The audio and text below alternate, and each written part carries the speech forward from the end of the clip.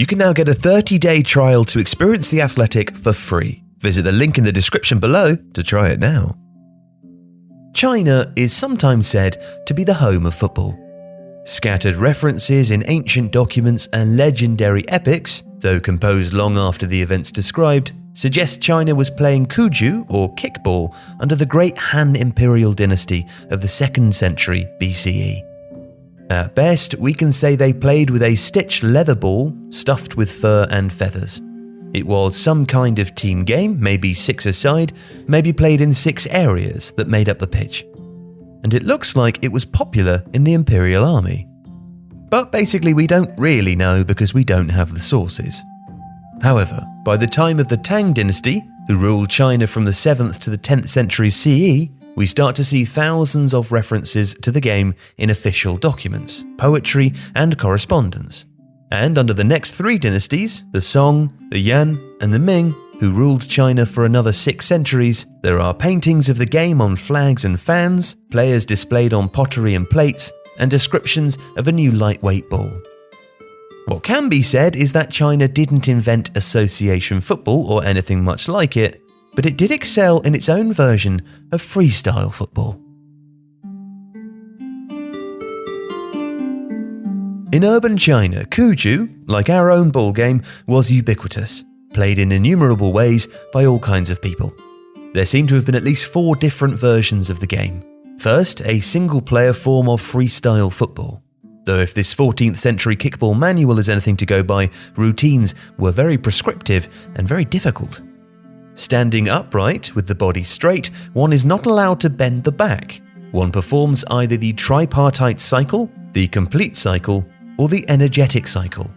The ball is played with the whole body, turning and moving with great ease. Even among the most expert commanders, only 1 in 1,000 is able to master this. Now, each one of those cycles consisted of a sequence of 10 to 20 very specific kinds of kick. The manuals of the time record 16 different types. And every one of these types of kick would be refined, subdivided, and elaborated upon. One version of the double ankle kick was the monk jumps into the well. One sees the ball come from high above and drop down vertically. One forms a ring with both arms and lets the ball fall through the ring, and then a double ankle kick. But there are also plenty of multiplayer versions of this game. 6 players in a star shape, 2 players passing 2 balls back and forth between them, and this 3-player game. A commander, a T-head, and a junior. The positions taken by them must be evenly spaced and well balanced in relation to one another. The commander passes to the junior, and the junior with the right upper instep to the T-head. Only after 1 round are mixed kicks allowed. And alongside this style-driven kickball, there were also competitive versions of the game. Bai Da, the most popular, was played informally between teams of 6 on pitches that were marked out into squares, within which, like netball, players were caged. The rules are pretty hazy, but it seems that teams had to try and land the ball in the opposition's squares and then scuffle to take the ball for the next phase. A pair of high goalposts were set up in the centre of the pitch, a net was strung between them, and a hole cut in it. Teams passed the ball among themselves before a designated player tried to put the ball through rather than into the net. Some of these games were played by professional entertainers, some were refined into stylized courtly versions played by scholars and members of the imperial court. But above all, it was the kickball societies, present all over urban China and remarkably open to different social classes that played the game most. Though as this 15th century manual suggests, you'd be advised to up your game when playing with high society. On arrival in the ball society, haughtiness of mind is cast off. Shoulder to shoulder with prince and marquis, how could fools be worthy of this? And although all of the writing and most of the pictures show men playing kickball, there is clear evidence of women watching and playing the game. One of the prissier kickball societies suggested, "The disciples shall not sing, gossip, or swear when playing kickball. There are often women of good family watching the game. Care must be taken not to kick the ball towards them, so as not to stir up trouble." But we know from Du Jin's depiction of the imperial palace gardens in the mid-15th century that young female courtiers liked to play the game too. The then ruling Ming dynasty lasted until the mid-17th century, and kickball with them.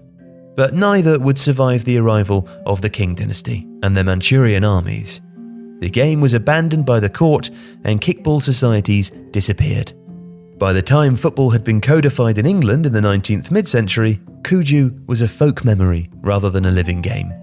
Perhaps if the Ming had resisted the Qing, perhaps if China had industrialized and expanded ahead of Europe, we would all have been playing some extraordinary modern version of kickball.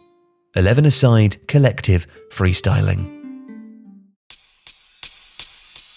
Buy holiday merch, buy and gift our merch, buy it now to avoid disappointment because of delivery times. Yes, that's right. Use the offer code TIFOBF to get £10 off when you spend $60, and buy it now to avoid holiday disappointment at shop.tifofootball.com.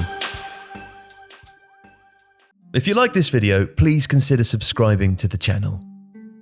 The Athletic brings you the best sports journalism in the world in a personalised experience, connecting you with the stories and teams that you care about the most. There's coverage of 13 sports, plus direct access to world-class journalists through live Q&As, discussions and podcasts. Not to mention, it's all ad-free. And you can try it now for free for 30 days by clicking the link in the description.